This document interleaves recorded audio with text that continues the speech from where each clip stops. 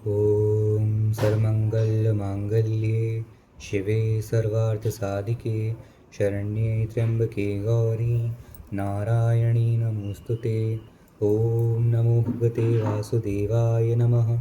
मङ्गलं भगवान् विष्णुः मङ्गलं गरुडध्वजः मङ्गलं पुण्डरीकाक्षः मङ्गलाय तनूहरि। शान्ताकारं भुजङ्गशयनं पद्मनाभं सुरेशं विश्वाधारं गगनसदृशं मेघवर्णं शुभाङ्गं लक्ष्मीकान्तं कमलनयनं योगिवृद्धानुगम्यं वन्दे विष्णुं भवभयहरं सर्वलोकैकनाथम्। ॐ नमः शिवाय। ॐ त्र्यम्बकं यजामहे सुगन्धिं पुष्टिवर्धनम् उर्वारुकमिव बन्धनात् मृत्योर्मुक्षीयमामृतात्।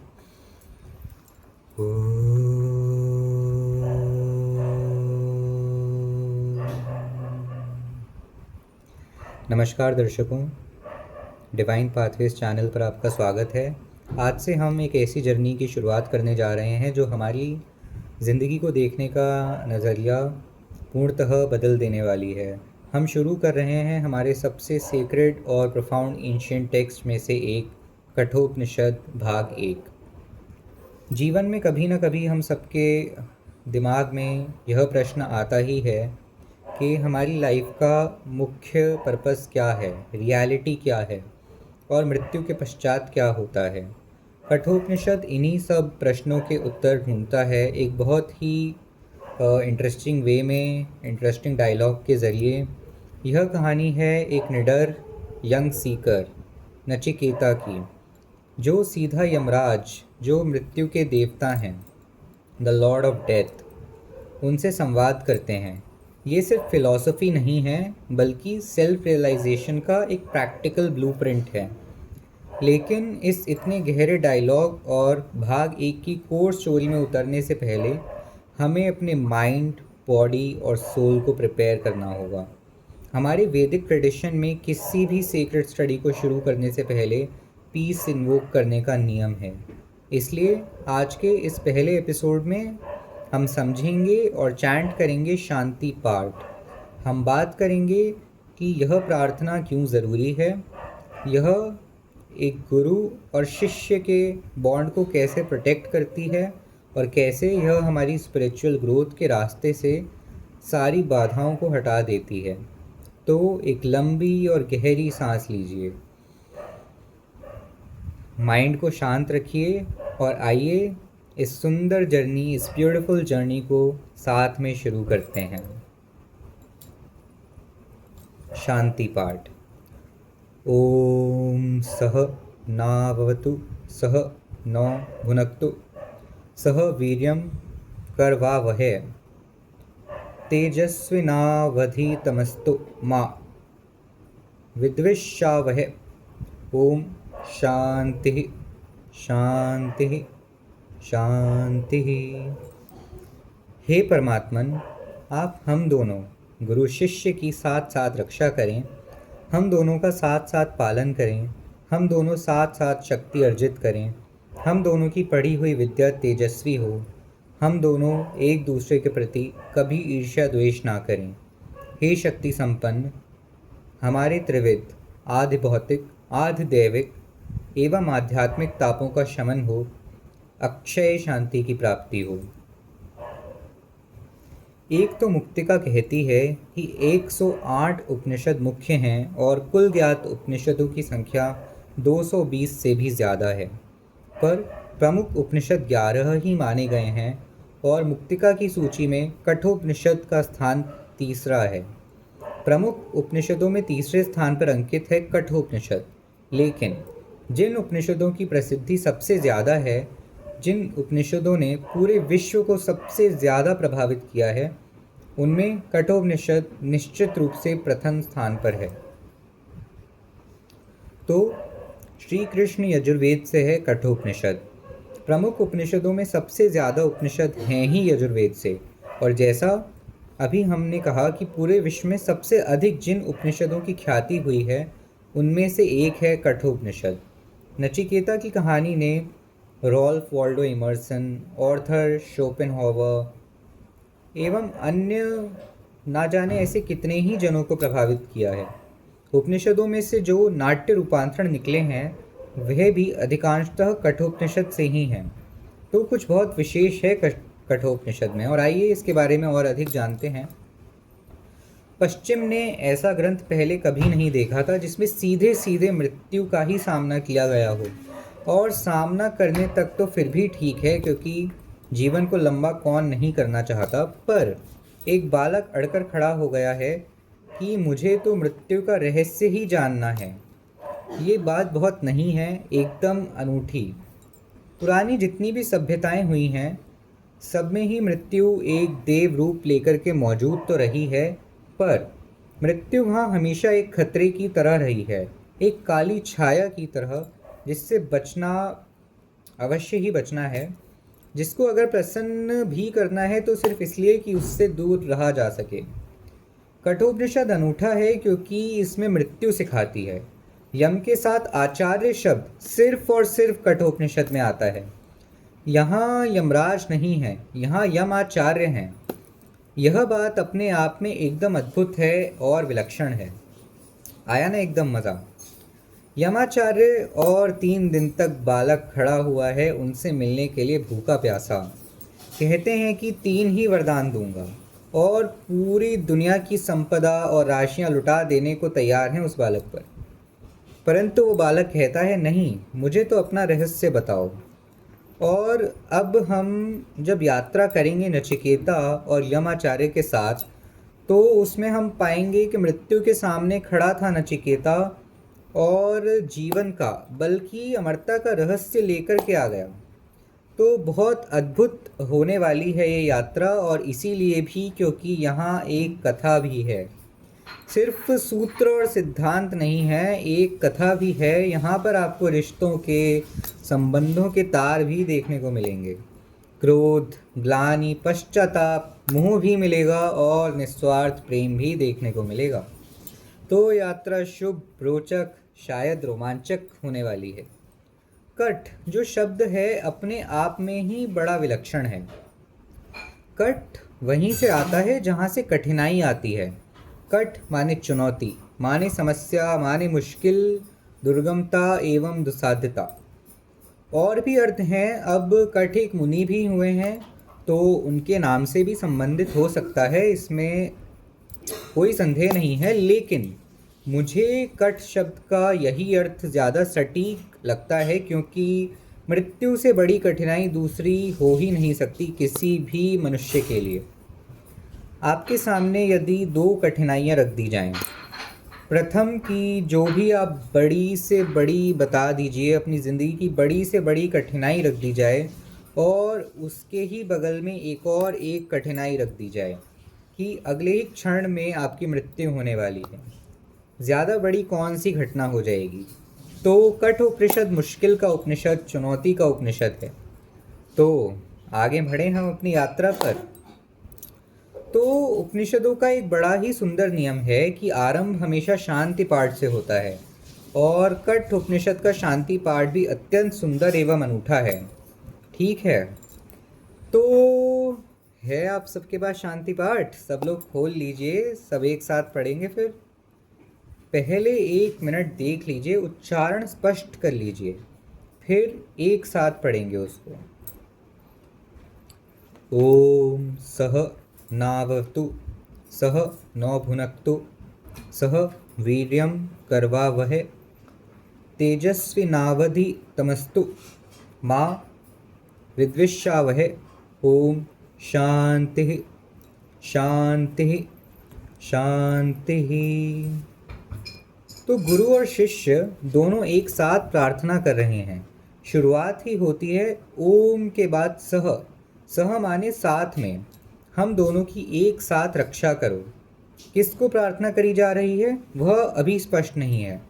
यह प्रार्थना अपने आप में पर्याप्त है। तो यहाँ पर पूज्य या प्रणम्य देव कौन है उसका कोई संकेत नहीं दिया गया है, बस प्रार्थना है। और यही प्रार्थना के बारे में सबसे ऊंची, सबसे अच्छी बात होती है।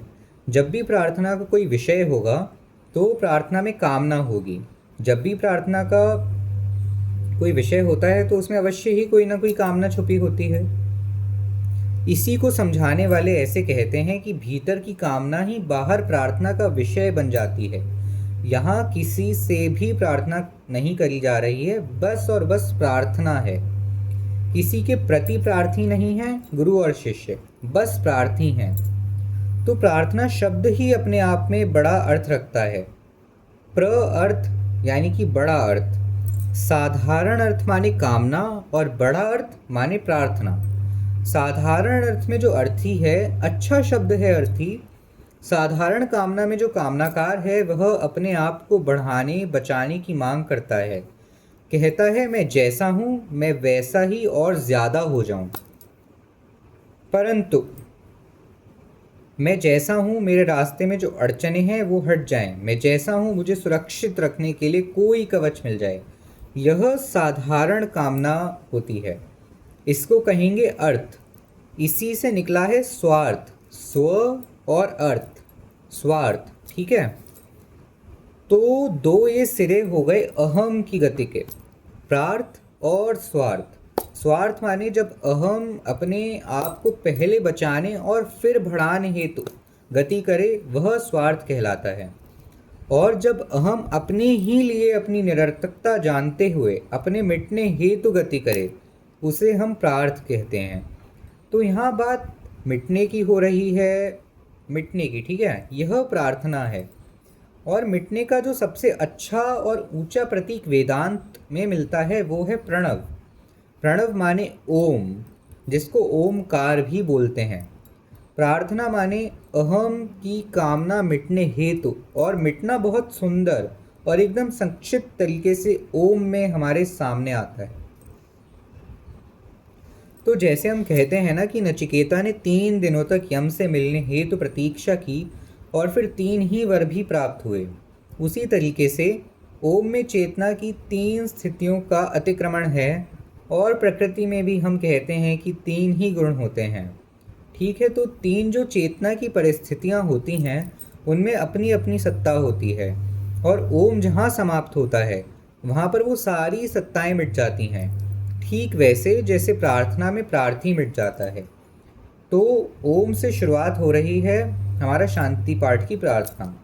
तो ओम में जो अ, उ और म हैं वो इंगित करते हैं चेतना की 3 स्थितियों को। और इन 3 के बाद जो मौन आता है, जो खालीपन, वह आकाश को दर्शाता है। वो मिटने का द्योतक है। आप पूर्णतः मिट गए। कोई हो बहुत समझदार तो उसके लिए समूचा उपनिषद यहाँ जो पहला ही शब्द है प्रणव, उसमें ही समाहित है। वहीं शुरू होता है और वहीं समाप्त हो जाता है, ओम। पर हम इतने समझदार तो होते नहीं हैं, तो बात तो दूर तक जाएगी ही। ओम समझ रहे हो, यानी कि जागृत अवस्था, जागृत स्थिति, वह अपनी एक सत्ता रखती है। मैं हूँ और जगत है। स्वप्न में भी जब आप होते हैं और तब भी जगत होता है, अलग जगत होता है पर होता अवश्य है। और सपने में भी जब आप होते हैं वह जागृत स्थिति के आपके अस्तित्व से कुछ अलग हो सकता है, लेकिन आप उस समय भी अवश्य ही होते हैं। मतलब आपकी एग्जिस्टेंस उस समय भी होती ही है।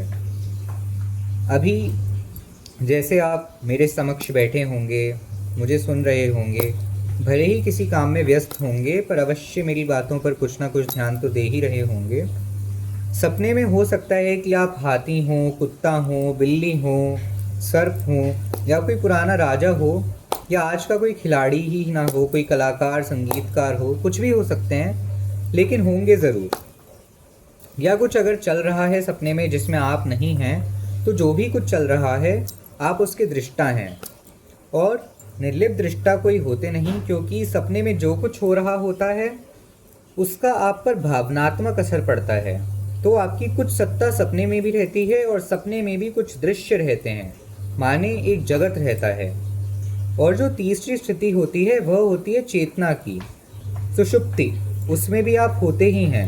हाँ, थोड़ा सोए हुए रहते हैं, थोड़ा बीच जैसी हालत में रहते हैं, परंतु होते अवश्य हैं। न होते तो कितनी भी गाढ़ी नींद हो, उसमें आपका जब नाम पुकारा जाए तो कुछ देर बाद तो आप उठ ही जाते हो। मानो कोई तो होता है जो सुन रहा होता है, कोई तो होता है जिसे याद होता है कि आप हो कौन, आपका अस्तित्व क्या है इस जगत में। तो चेतना की तीनों ही स्थितियों में आपकी सत्ता तो अवश्य होती है, और प्रार्थना हमेशा यही होती है कि मेरी सत्ता मिटे। क्यों ये होती है प्रार्थना? विनम्रता दिखाने के लिए नहीं। यह प्रार्थना सिर्फ तभी हो सकती है जब आपको दिखाई दे कि आपकी सत्ता आपके ही हित में नहीं है। नहीं तो कोई क्यों कहेगा कि कुछ भी मिटे। आपने शर्ट पहन रखी है, मैंने भी शर्ट पहन रखी है, इस पर मान लो कोई दाग लगा हुआ है। आप कहते हो ना कि दाग मिट जाए, आपको उससे कुछ अड़चन पता चलती है, अड़चन जान पड़ती है, तो आप कहते हैं कि दाग मिटे, या कहीं पर कुछ रखा हो, आप उसको हटाना चाहो, ठीक है।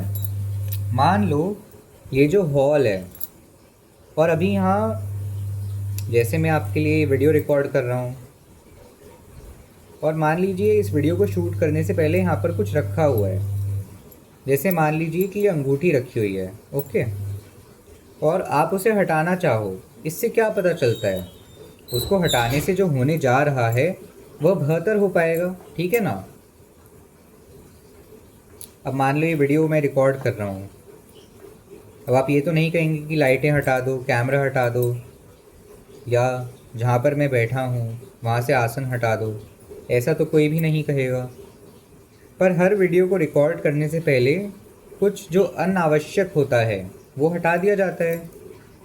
तो अपने को हटाने की प्रार्थना भी तभी हो सकती है जब दिखाई दे कि अपना होना ही अनावश्यक है। जो अनावश्यक नहीं है उसको हटाने का तो कोई सवाल ही नहीं पैदा होता। मुझ में कुछ अनावश्यक है, यहाँ से शुरू करना और मैं ही अनावश्यक हूँ, यहाँ तक पहुँच जाना, इसको ही आत्मज्ञान कहा गया है। शुरुआत कभी इससे नहीं होगी कि अहंकार ही हट जाए। शुरुआत हमेशा इससे होती है कि मेरे पास कुछ ऐसा है जो न रहे। फिर दिखाई देने लगता है कि जब तक मैं वैसा हूँ जैसा हूँ, तब तक मेरे पास जो है उसको रहना पड़ेगा। और अगर सचमुच मुझको वो हटाना है जो मेरे पास है, तो मुझे ही हटना पड़ेगा, मुझे ही मिटना पड़ेगा। फिर से वही शब्द आ गया, मिटना। बहुत जगहों पर हम ऐसा पाते हैं कि समस्त विद्या कहाँ समाई हुई है? ओम में, ओमकार में।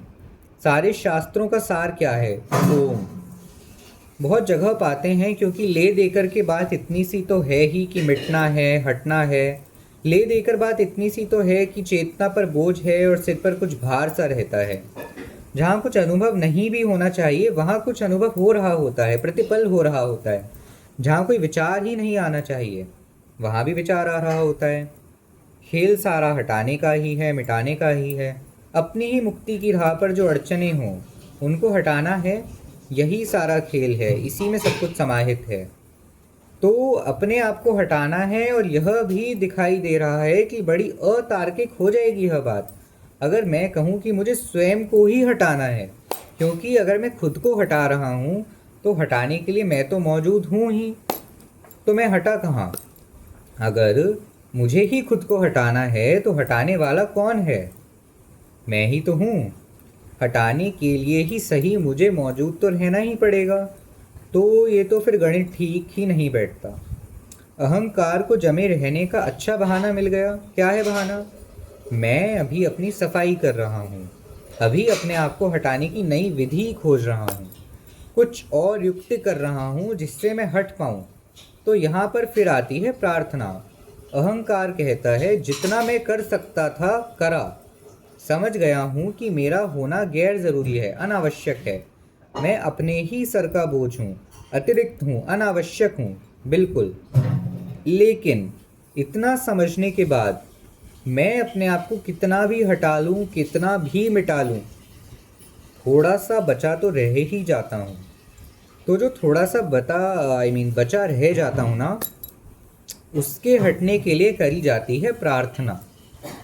अहंकार इतना कर सकता है कि अपनी दृष्टि में अपनी अनिवार्यता से अपनी अनावश्यकता तक की यात्रा कर ले। अपनी दृष्टि में अहंकार साधारणतया बड़ा अनिवार्य होता है। हम सब अपने आप को मानते हैं ना, हम तो अनिवार्य हैं, हम तो बहुत ज़रूरी लोग हैं, हमारे बिना तो ये संसार रुक ही जाएगा। मेरी बात, मेरी पहचान, मेरे सपने, मेरी भावना, मेरी कामना, हम इनको कितना आवश्यक, कितना अनिवार्य मानते हैं। अहंकार इतना कर सकता है कि आत्मावलोकन के द्वारा, प्रयोग के द्वारा, परीक्षण के द्वारा आत्मज्ञान की उस स्थिति पर पहुंच जाए जहां वो ये जान ले कि मैं नाहक ही हूँ, मैं अतिरिक्त हूँ, मैं अनावश्यक हूँ। इतना जानने लग जाए।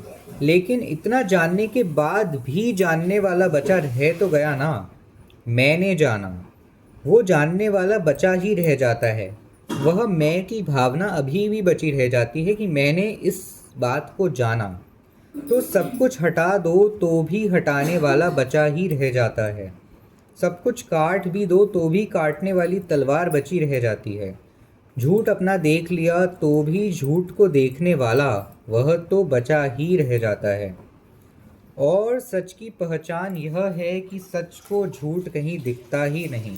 तो झूठ देखने के लिए भी आप में थोड़ा झूठ तो होना ही चाहिए, नहीं तो झूठ दिखेगा कैसे।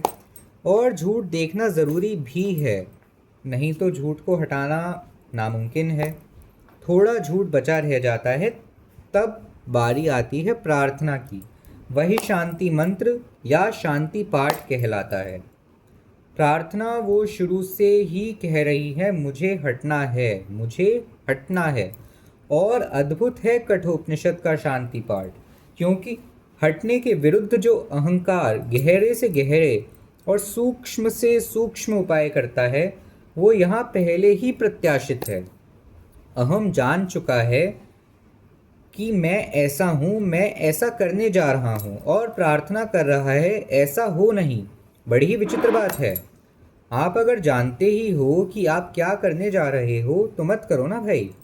आप अगर जानते ही हो कि आप कौन सी चालें चलोगे, आगे क्या क्रिया करोगे, आप कहाँ असत्य की ओर झुक जाओगे, आप किस प्रकार अपने अस्तित्व को बचाओगे, तो वह सब करने का लाभ ही क्या है। अहंकार यहाँ कह रहा है, मुझे पता तो ये सब कुछ है, और जो भी कुछ पता है वो सब मैं स्पष्ट कर दूंगा, सारी बातें एकदम प्रस्तावित रख दूंगा समक्ष। लेकिन उसके बाद भी मुझे सहारा चाहिए। और सहारा अगर मैंने किसी विषय से मांग लिया तो मैंने फिर अपने मिटने के लिए सहारा नहीं मांगा, अपने बचने के लिए सहारा मांगा। क्यों? क्योंकि वह जो विषय है वो प्रक्षेपण किसका होगा, मेरा अपना। तो अपने ही द्वारा प्रक्षेपित किसी विषय से सहारा मांगना, किसी विषय से प्रार्थना करना, माने किससे प्रार्थना करना? खुद से। तो आप खुद को ही पूछ रहे हो, खुद से ही प्रार्थना कर रहे हो। और प्रार्थना क्या कर रहे हो? मैं ना रहूं। अच्छा ठीक है, अच्छी बात। जिससे आपने प्रार्थना की वो आ गया आपको बचाने के लिए या आपकी प्रार्थना को पूरा करने के लिए। आपने प्रार्थना क्या करी थी? मैं ना रहूं, मेरा अस्तित्व ना रहे। तो जिससे भी आपने प्रार्थना करी वो आ गया और उसने आपकी प्रार्थना पूरी कर दी। आप नहीं रहे पर अभी एक तो रह गया। कौन? जिसने आपकी प्रार्थना पूरी करी। और वो कौन है?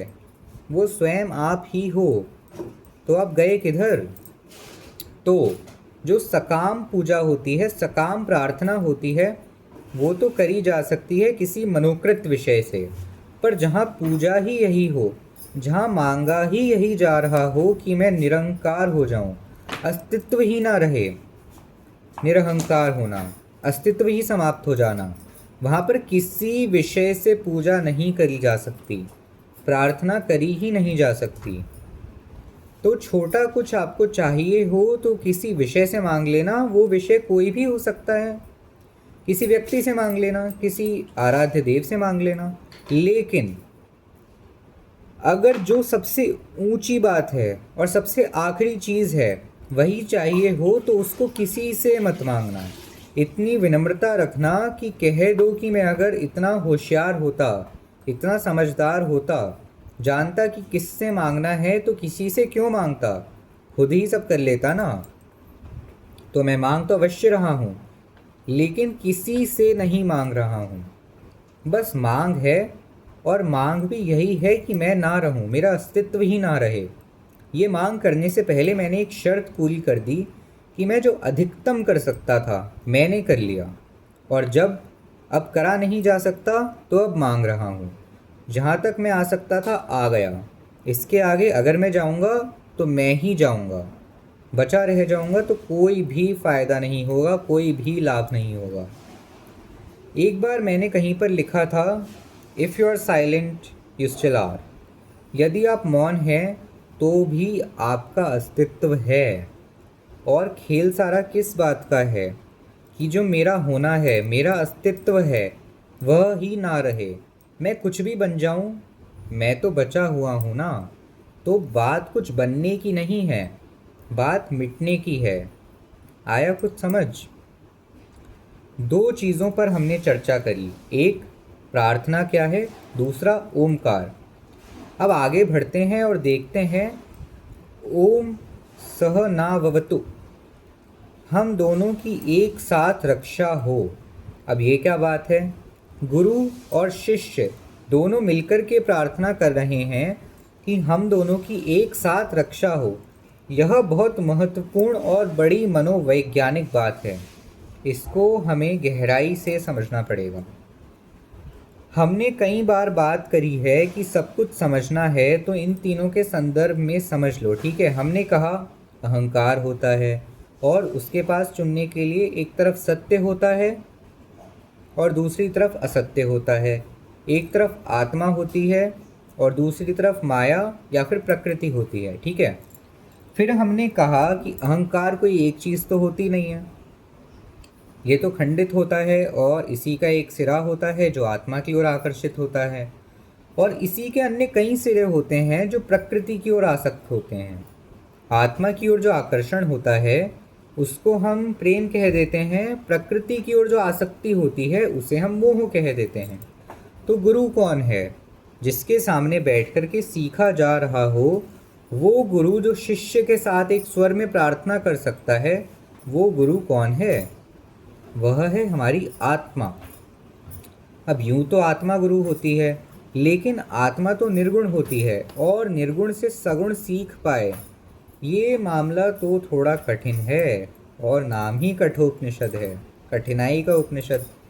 गुरु तो आत्मा है, आत्मा ही सिखाती है, पर निर्गुण से सगुण सीख पाए ये ज़रा मुश्किल तो है। तो व्यावहारिक तौर पर जो गुरु होता है वो अहंकार का ही वो सिरा होता है जो आत्मा की ओर आकृष्ट है, वही गुरु है। वो अहम ही है। वो अहम ना होता तो हमें कुछ सिखा ना पाता। देही गुरु बैठा हुआ है ना, देही गुरु और देही शिष्य आपस में बात कर रहे हैं, उनके बीच में आपस में ही संवाद हो रहा है। तो यह सगुण गुरु है, ये निर्गुण निराकार आत्मा नहीं बोल रही है। और यदि ये सगुण है तो अभी वो अहम ही है, और अगर वो अभी अहम ही है तो उसके लिए भी अभी खतरा है, उसके लिए भी अभी खतरा है। तो गुरु अगर वो सिरा हो गया अहंकार का जो आत्मा की ओर खींचता है, तो फिर शिष्य कौन है? शिष्य वह है जो प्रकृति की ओर खींचता है। जो प्रकृति की ओर खींचता है वह शिष्य है। गुरु भी भीतर ही है और शिष्य भी हमारे भीतर ही है।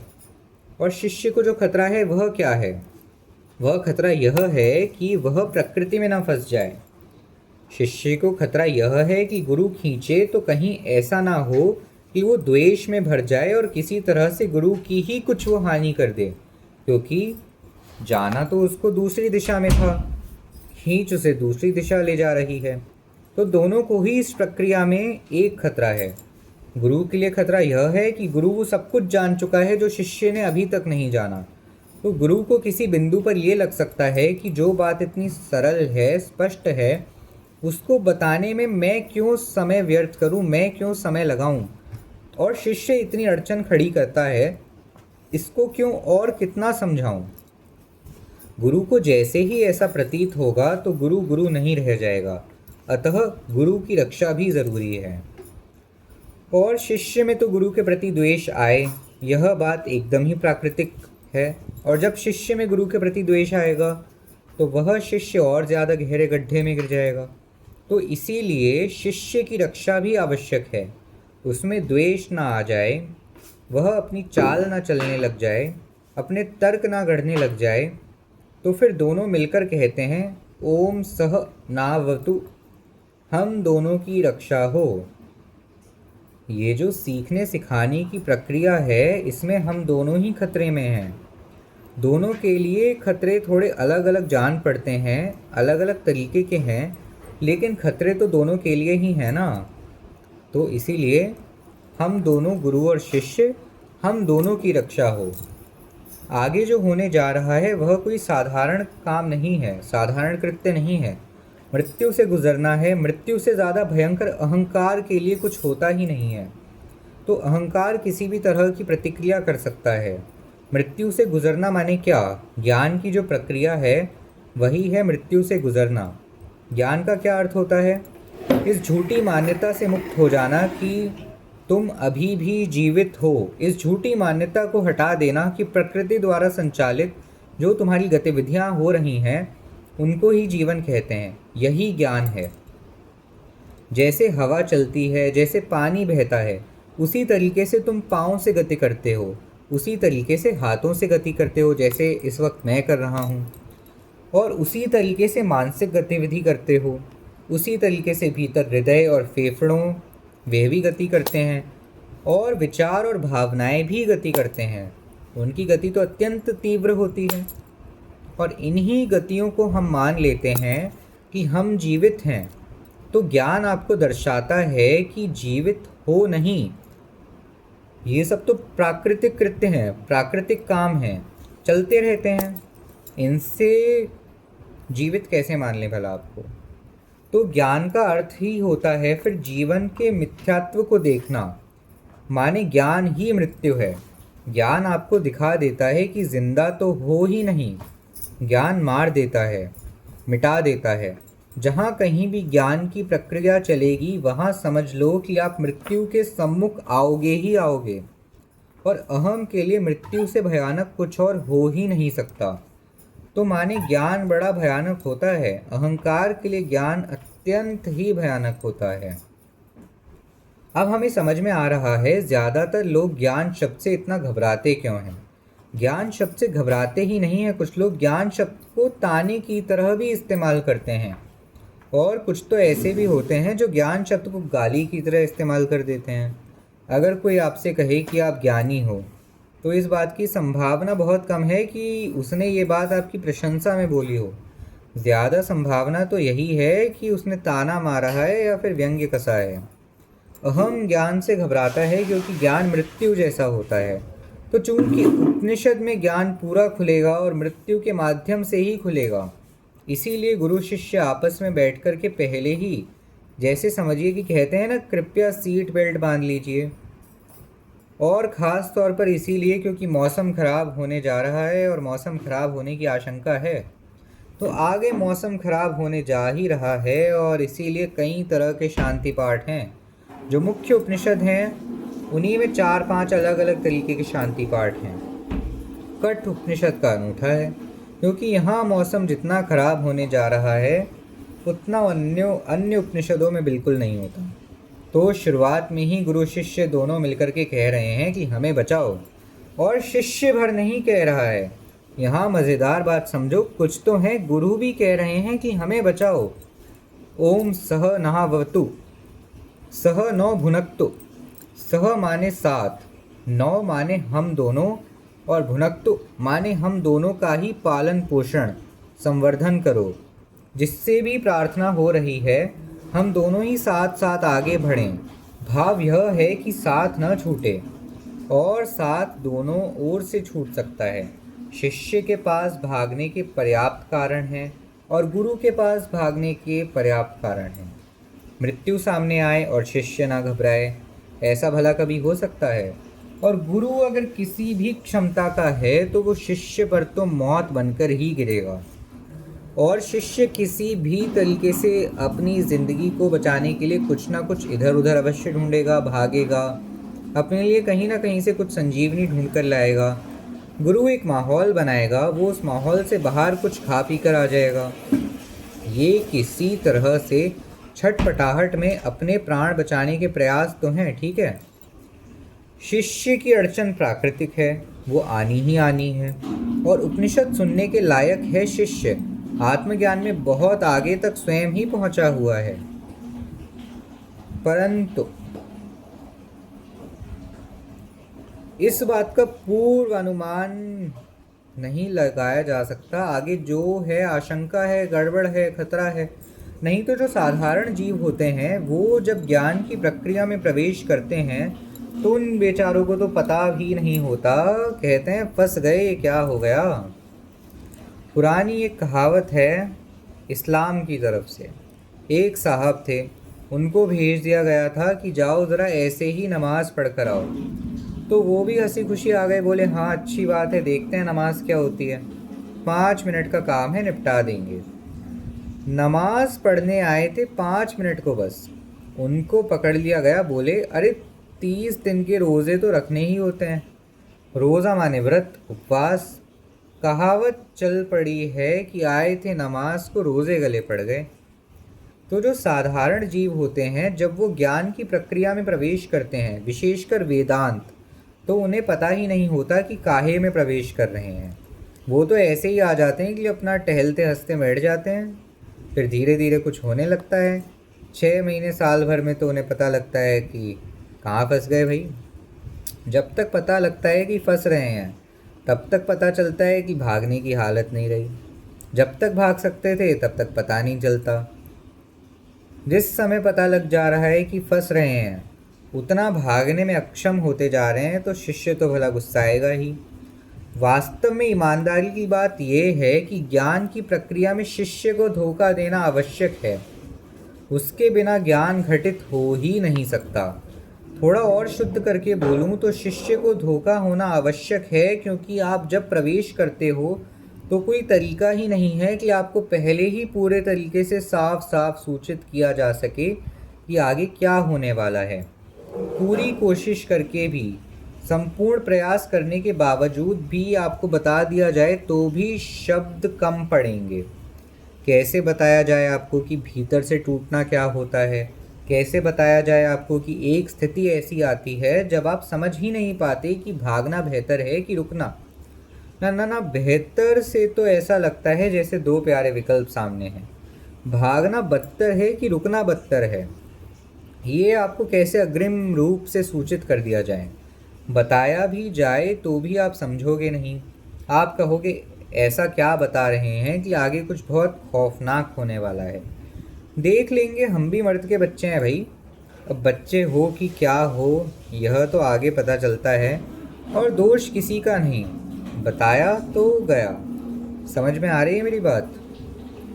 और जब भीतर टूटने लगते हैं, इतनी ईमानदारी तो होती नहीं है कि कहीं कि अगर दर्द हो रहा है तो हमारा ही दोष है, और अगर दर्द हो रहा है तो आगे हमारा ही लाभ है।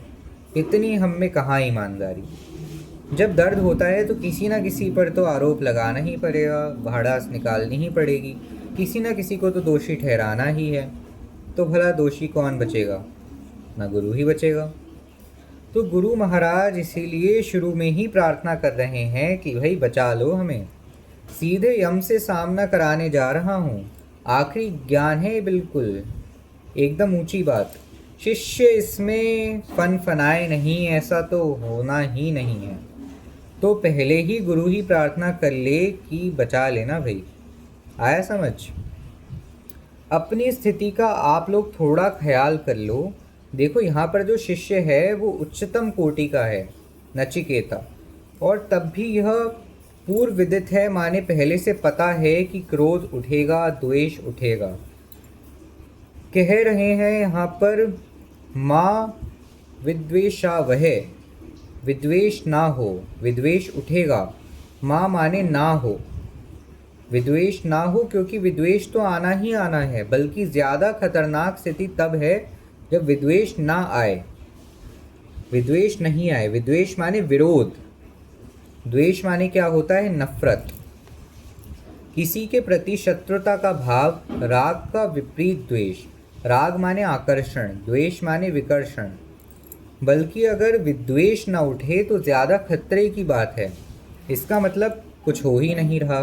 तो शिष्य होने का मतलब होता है उस विद्वेष के साथ भी किसी तरह से आगे बढ़ना, विद्वेष का समीचीन प्रबंधन, एनिमोसिटी मैनेजमेंट। विद्वेष तो उठ रहा है, उसको आप खत्म नहीं कर सकते, उसको बस आप मैनेज कर सकते हैं। सह वीर्यम करवा वहे। गुरु की आप यहाँ विनम्रता देखिए। विनम्रता क्या है? जो बात है सच्ची वो गुरु यहाँ पर कह दे रहे हैं। सत्यनिष्ठा है, मैं भी सीखूं, ये भी सीखे, हम दोनों सीखें, हम दोनों एक साथ सीखें। वीर से यहाँ आशय है विद्या का प्रकाश। विद्या का प्रकाश हम दोनों को एक साथ उपलब्ध हो। गुरु को स्वयं जो जानने को मिलता है वो वैसा ही होता है जैसे निष्काम कर्म का पारितोषिक, जैसे कि सरप्राइज गिफ्ट, आश्चर्यजनक उपहार, पर मिलता ज़रूर है। हमने कहा था ना, the future is surprise gift for those who live workfully in the present. भविष्य उन लोगों के लिए आश्चर्यजनक उपहार है जो वर्तमान में रहते हैं और पूरी तरह से वर्तमान में ही जीते हैं, वर्तमान में काम करते रहते हैं। उसी तरीके से गुरु का प्रयास तो यह रहता है कि जो शिष्य को सिखाए, अपने लिए तो क्या ही मांग रहा है, लेकिन इस प्रक्रिया में गुरु को मिलता यह है कि वो स्वयं भी सीख जाता है। दूसरों को प्रकाश देने की आतुरता में गुरु स्वयं प्रकाशित हो जाता है। इसको एक उदाहरण से समझा जा सकता है। ये एक प्रकाश स्रोत है, जैसे कि सूरज, ठीक है, एक प्रकाश स्रोत है और उधर मान लो अंधेरा है, उधर दूर कहीं मान लो कि अंधेरा है। अब ये दो सिरे हो गए, जिसको एक तो आत्मा है और एक को प्रकृति बोल देते हैं, ठीक है। इधर प्रकाश है, उधर अंधेरा है। अब वहाँ पर जो है मान लो शिवा, एक स्वयं सेवक है, ठीक है। अब मान लो उसका हाथ खींच करके मुझे इधर लेकर के आना है, प्रकाश स्रोत की ओर। एक हाथ तो इनको दे रखा है और आगे बढ़ रहा है। तो शिवा को अंधेरे से प्रकाश की ओर लाने में शिवा से ज़्यादा प्रकाश किसको मिल जाना है? प्रकाश के हमेशा ज़्यादा पास कौन रहेगा? प्रकाश की ओर जाना है ना। और ऐसे खींच रहा हूँ, उसको इधर को लाना है तो मुझे भी और उधर को बढ़ना ही पड़ेगा। तो सह वीर्यम करवा वह, हम दोनों में एक साथ विद्या संबंधी उत्थान हो। और अगर यह दिखाई दे रहा है कि एक का हो रहा है और दूसरे का नहीं, तो यानी संबंध टूट चुका है। फिर वह अपने अंधेरे में है और गुरु अपनी जगह पर है। होने को यह भी हो सकता है कि वो प्रकाश की ओर जा रहा है और गुरुदेव अंधकार की ओर चल दिए हैं। किसी भी कारणवश कुछ भी हो सकता है। माया महाठगिनी। शिष्य ने अंधेरे की इतनी मधुर कथा सुनाई क्योंकि शिष्य तो अंधेरे की तरफ से ही आ रहा है। बोल रहा, अरे गुरुदेव, जिधर से हम आ रहे हैं उधर के बारे में आपको कुछ विशेष बातें बताते हैं। शिष्य ने अंधेरे की ऐसी मधुर कथा बताई कि गुरुदेव स्वयं ही अंधेरे की ओर चल दिए। बोले, अच्छा, हमें तो पता ही नहीं, हमें तो इधर ही बैठे रह गए। अंधेरे में इतने तरीके के रस होते हैं, हम तो जानते ही नहीं थे। हम भी ज़रा टहल के आते हैं। वैसे ही हमारा क्या बिगड़ जाएगा अंधेरे में, हम तो प्रकाशमुखी जीव हैं। तो यह आत्मविश्वास लिए हुए गुरुजी चल दिए उस तरफ को, और बाद में बस उनकी चीखें सुनाई दी उधर से, जैसे कोई किसी अंधेरी गुफा में प्रवेश कर जाए बिना जाने कि उसमें है कौन, और अंदर घुस गया है। थोड़ी देर में अंदर से चीखें सुनाई दे रही हैं। कुछ हो नहीं सकता। किसने कहा था घुसने को? घुसे इस उम्मीद में थे कि अंदर कुछ हीरे मोती होंगे या कुछ विशेष होगा। अंदर शेरनी बैठी हुई थी व्यंग्य करते हुए। तेजस्विना वधितमस्तु माँ विद्विषावहे। हम दोनों में एक साथ तेजस्विता का संचार हो और हम दोनों कभी भी एक दूसरे के प्रति द्वेष भाव ना रखें। अहम और आत्मा का यही संबंध है और हमें यह याद रखना है। अहम आत्मा के बिना नहीं जी सकता और आत्मा से अधिक वो किसी से द्वेष नहीं रखता। आत्मा की तरफ बढ़ता है तो उसको लगता है कि जान जा रही है, और आत्मा की तरफ नहीं बढ़ता तो कहता है जीने से भला क्या लाभ। जैसे वो जीता है वैसा उससे जिया नहीं जाता, और आत्मा की तरफ बढ़ता है तो कहता है कि जान ही चली जाएगी। तो उसकी बड़ी विचित्र स्थिति हो जाती है, रहे या मरे। जी वो ऐसे रहा होता है जैसे वो मरा हुआ है, और जीवन की ओर बढ़ता है तो मौत निश्चित है। तो उस बेचारे की बड़ी उलझन रहती है कि करा क्या जाए। आत्मा को छोड़ सकता होता तो उसने कब का छोड़ ही दिया होता, पर छोड़ भी नहीं सकता। आत्मा को छोड़ने का मतलब होगा अपने आप को जड़ घोषित कर देना। आत्मा से कुछ रिश्ता है तभी तो अपने आप को आत्म बोल पाते हैं ना, कि मैं हूँ, अहम यानी मैं। अगर आत्मा को एकदम ही छोड़ दिया जाए तो जड़ हो जाएगा, तो वो जड़ भी नहीं हो सकता। अस्तित्वगत मौजूदगी ज़रूरी है। मैं बोलना है तो कम से कम अभिनय तो ये करना ही पड़ेगा कि आत्मा से कुछ ना कुछ रिश्ता तो है। पूरी तरह उधर जाता है तो जान निकलती है, जैसे दांत का दर्द। कभी दांत में दर्द हुआ है, दर्द है, सहा नहीं जाता, और दंत चिकित्सक है यमाचार्य। न दर्द के साथ रहा जाता है, न यमाचार्य को सहा जाता है। तुम मुस्कुराते मुस्कुराते सोते हो या सोते सोते मुस्कुराते हो, जैसे भी हो बड़े मासूम हो। यमाचार्य सुनते ही मुस्कुरा दिया एकदम नींद में। चेतना की कौन सी स्थिति में हो अभी, जागृत, स्वप्न, सुषुप्ति की बिना, भूलोक में हो, गोलोक में हो, स्वर्गलोक में हो, किस लोक में हो। यह संबंध होता है अहम और आत्मा का। बैठना है सबसे आगे आकर और फिर सहा भी नहीं जाता। सबसे आगे वाली सीट पर बैठा जा रहा होता है, और बैठने के बाद जो गुजर रहा होता है वो सहा भी नहीं जाता। तुम्हारे ही जैसे लोगों के लिए फिर गुरु प्रार्थना करता है कि मुझ में शिष्य के प्रति कोई द्वेष न उत्पन्न हो, क्योंकि बहुत संभावना है कि द्वेष उत्पन्न हो ही जाएगा। शिष्य की तकलीफ यह है कि मामला इतना कठिन क्यों है, और गुरु की तकलीफ यह है कि आसान होते हुए तुझे लगता है इतना कठिन क्यों है। और दोनों अपनी अपनी जगह से विवश। शिष्य ने जो आज तक नहीं देखा उसको देखें कैसे, और गुरु ने जो देख लिया है उसको वो भुलाएं कैसे। आयामगत अंतर हो जाता है, उसको पाटना है। ये सबसे मुश्किल रिश्ता होता है, सबसे अधिक कठिन संबंध होता है गुरु और शिष्य का। हम शिक्षक और छात्र की बात नहीं कर रहे हैं, हम प्रशिक्षक और प्रशिक्षु की बात नहीं कर रहे हैं, हम गुरु और शिष्य की बात कर रहे हैं। इसमें ज़मीन और आसमान का अंतर है। शिष्य ने अपनी ही दुनिया देखी है और उसको पूरा विश्वास है कि यही तो दुनिया है, और गुरु ने देख लिया है कि जिसको तुम दुनिया कहते हो वह धोखा है, जीवन कहीं और है। अब ये दो अलग अलग जगहें हैं ना। गुरु कह रहे हैं जीवन कहीं और है, शिष्य कह रहा है कि जीवन यहीं है, इसी पल में है, यही तो दुनिया है। इन दोनों में आपस में संबंध बनाना एक बड़ा मुश्किल काम होता है, पर जो संबंध बनता है वह सफलतापूर्वक बनता है। बड़े सुंदर उसके परिणाम होते हैं।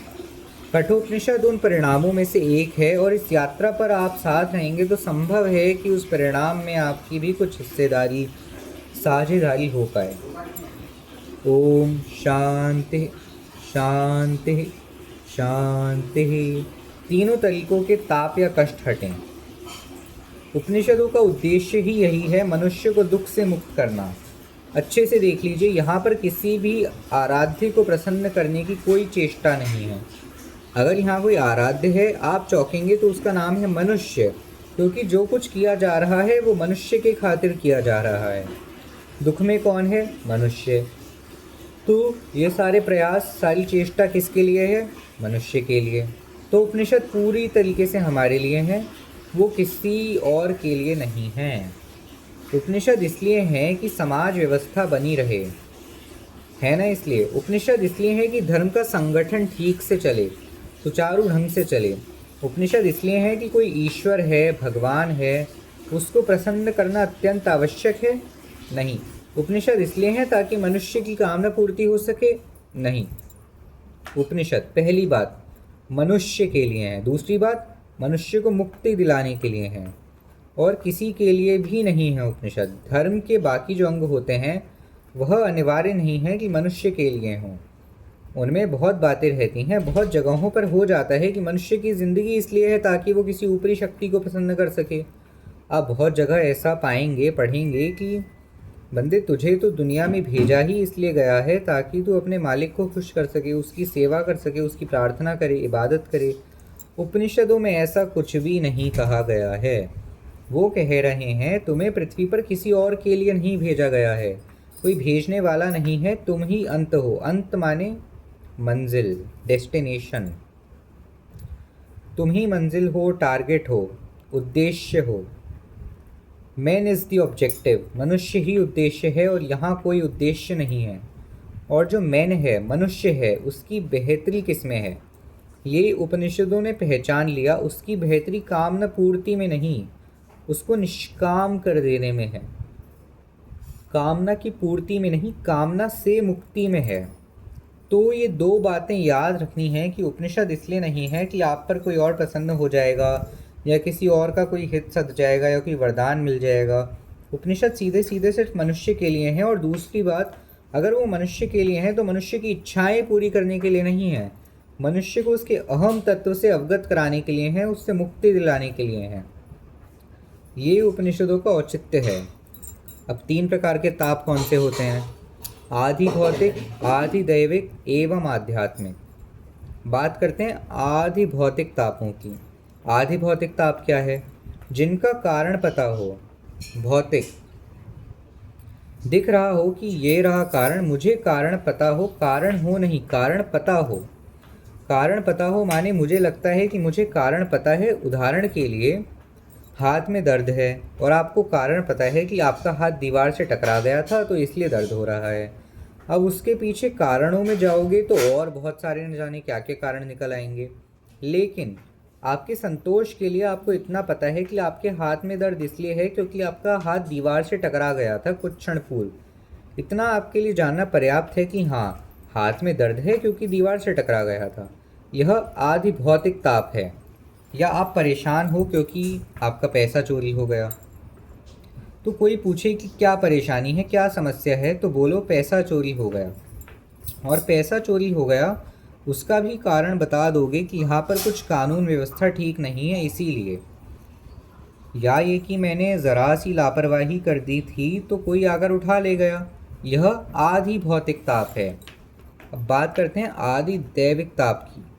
भौतिक ही कोई घटना घटी है जो आपको अनुकूल नहीं लग रही तो आप दुखी हो रहे हैं, लेकिन यहाँ आपको कारण पता करने का कोई सामर्थ्य नहीं है। जब सामर्थ्य नहीं है तो आपने क्या कह दिया, ये तो शायद देवताओं की मर्जी है, इसे हम एक्ट ऑफ गॉड कह सकते हैं।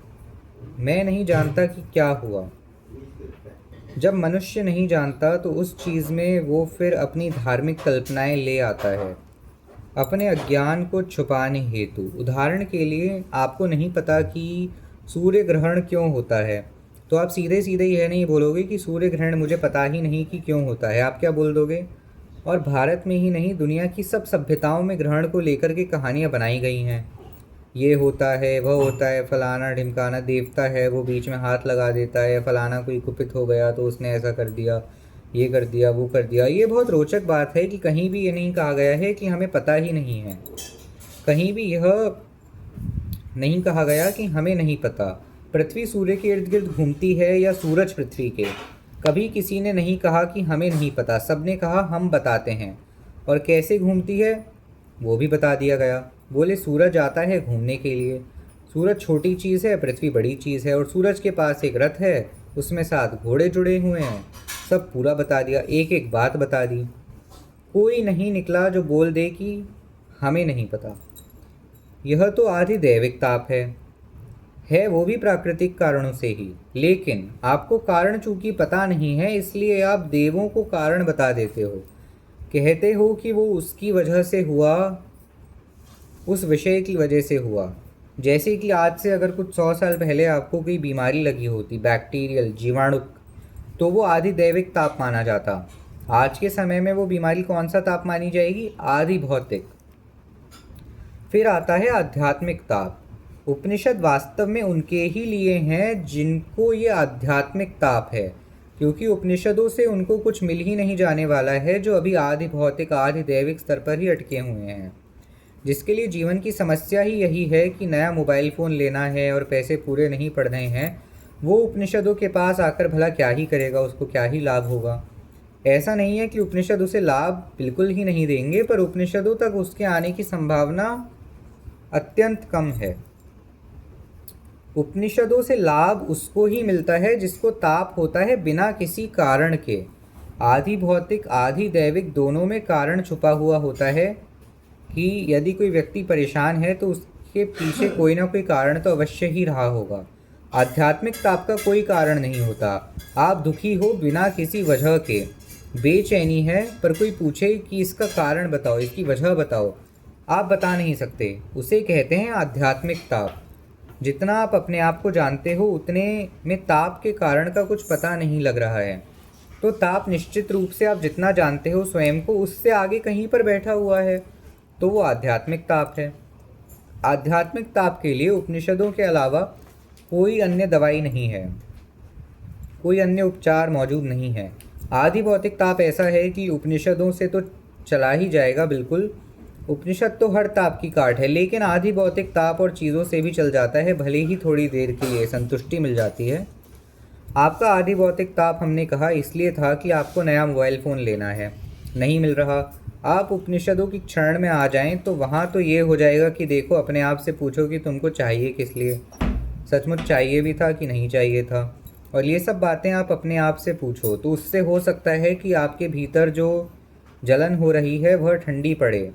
लेकिन यह भी तो हो सकता है कि उपनिषद की जगह कोई आकर आपको 20-40 हज़ार रुपये पकड़ा गया और उतना ही पैसा कम पड़ रहा था मोबाइल लेने के लिए, आप जाकर ले आएंगे। कुछ नहीं तो महीने भर के लिए तो जो ये आपका आधि भौतिक ताप था वह नष्ट हो ही जाएगा। तो उस तरह की चीज़ों के लिए फिर उपनिषदों का कोई विशेष उपयोग नहीं रह जाता, क्योंकि उपनिषद से बहुत नीचे और बहुत सस्ते उपाय से भी काम चल जाता है।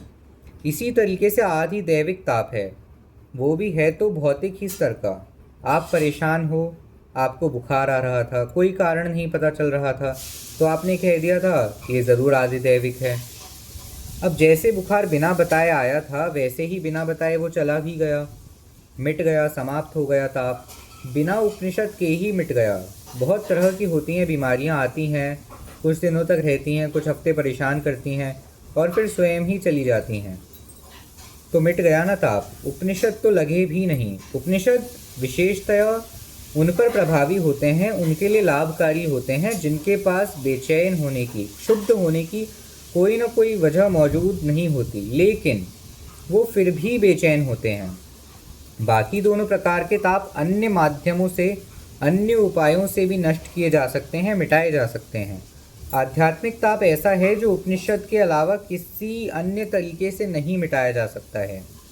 इसीलिए बहुत बार ऐसा होता है कि उपनिषद काम ही उनके आते हैं जिन्होंने सबसे पहले यह देख लिया होता है कि उनकी समस्या या बीमारी या उलझन भौतिक है ही नहीं। अब ये भला कैसे देखा जा सकता है? ये दो तरीक़ों से देखा जा सकता है। या तो आपके पास भौतिक माल मसाला इतना ज़्यादा हो कि आपको कोई संदेह ही ना रह गया हो कि अगर माल मसाले से मिटना होता उलझन को तो मिट ही जाती। माल मसाले की कमी है ही कहाँ हमारे पास। जैसा कि बुद्ध महावीर के साथ हुआ था कि जितनी भी भौतिक संपदाएं हो सकती थीं जड़ से लेकर चेतन तक, वह उनके पास उपलब्ध थीं, उनके पास मौजूद थीं। तो उनको कोई संशय नहीं बचा था कि अगर भौतिक स्तर पर समाधान होता तो हमें अब तक मिल ही गया होता। तो या तो ऐसे आदमी जान जाता है कि मेरी समस्या की कोई ठोस वजह नहीं है, या एक दूसरा तरीका होता है। जो दूसरा तरीका होता है वो संतों का होता है, जैसे संत कबीर हो गए, मूलदास हो गए, मलूकदास हो गए, रैदास हो गए। इनके पास नहीं कोई बचपन से शाही ठाट था। जैसे राजकुमारों की बात आती है ऐसा इनका कुछ नहीं था। ये तो साधारण घरों में पैदा हुए थे, लेकिन फिर भी इनको यह दिख गया कि ले देकर असली ताप तो आध्यात्मिक ही है। इन्हें भला कैसे दिखा? उसका तरीका होता है आत्मज्ञान। तो या तो अनुग्रह हो कि आपको संयोग ने ही यह दिखा दिया कि भौतिक लाभ से कुछ बहुत पा लेना नहीं है।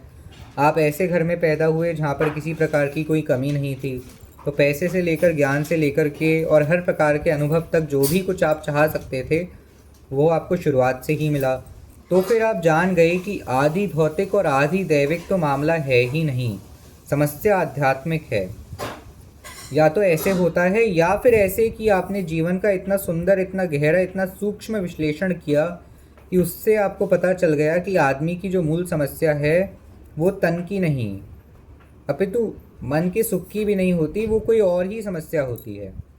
इन्हीं दोनों स्थितियों में यह संभव है कि आप अपने ताप को जान पाएं कि वो आध्यात्मिक ही है। हालांकि होते सारे ताप आध्यात्मिक हैं। आदि भौतिक, आदि दैविक भी जो हैं, इनकी भी आप जड़ में जाएंगे तो पाएंगे कि वो ताप माने दुख, तो ताप भी हैं आध्यात्मिक ही। लेकिन साफ साफ ये देख पाना कि दुनिया की कोई भी चीज़ मुझे मिल जाए, मेरी परेशानी तब भी जैसी है ऐसी की ऐसी ही रहेगी, ये बिरलों के लिए ही संभव हो पाता है। ज़्यादातर मनुष्य जो इसी आशा में जिए रहते हैं कि कोई नई चीज़ मिल जाएगी, तो ये मिल जाएगा, वो मिल जाएगा, ऐसे फ़ायदा हो जाएगा, चैन आ जाएगा, सुख मिल जाएगा, तो वो इनमें ही उलझे रह जाते हैं। जो लोग इन आशाओं में रहते हैं उनकी आशाएं कई बार भौतिक मार्गों से भी पूरी हो जाती हैं, भले ही कुछ दिन के लिए हों। चूँकि उनकी आशाएं भौतिक मार्ग से भी पूरी हो जाती हैं, तो उन्हें उपनिषदों का कोई विशेष महत्व या विशेष लाभ प्रतीत नहीं होता। वह कहते हैं कि दूसरे तरीकों से भी तो काम चल ही रहा है ना, ये ज्ञान वगैरह का फिर क्या करना है। वैसे भी ज्ञान में ऊब ही लगती है, और अगर समझ में आने लग जाता है तो डर लगता है, भय लगता है। ज्ञान दोनों तरीकों से कुछ रुचता नहीं है। जब तक समझ में नहीं आ रहा तब तक ऊबता है, और जब समझ में आने लगता है तो भय प्रतीत होता है। तो गुरु शिष्य दोनों मिलकर के कह रहे हैं, ओम शांति शांति शांति। और अब यहाँ से आगे यात्रा शुरू होगी उपनिषद की। तो प्रिय दर्शकों, आपका बहुत बहुत धन्यवाद प्रथम भाग में इस यात्रा में मेरा साथ देने के लिए। इस शांति पाठ से हमने इसकी शुरुआत करी, और इसके अगले भाग में हम नया वीडियो लेकर आएंगे जिसका शीर्षक होगा हर बेईमानी अगली बेईमानी को तैयार करती है। तो आज के लिए बस इतना ही। नमस्कार दर्शकों, आशा करता हूँ कि आप सभी का दिन शुभ हो। ओम नमो भगवते वासुदेवाय नमः। सर्वमंगल मांगल्ये शिवे सर्वार्थ साधिके शरण्ये त्र्यंबके गौरी नारायणी नमोस्तुते। सर्वे भवन्तु सुखिनः, सर्वे सन्तु निरामयाः, सर्वे भद्राणि पश्यन्तु मा कश्चित् दुःखभाग्। नमः पार्वती पतये। हर हर महादेव। ओम नमः शिवाय।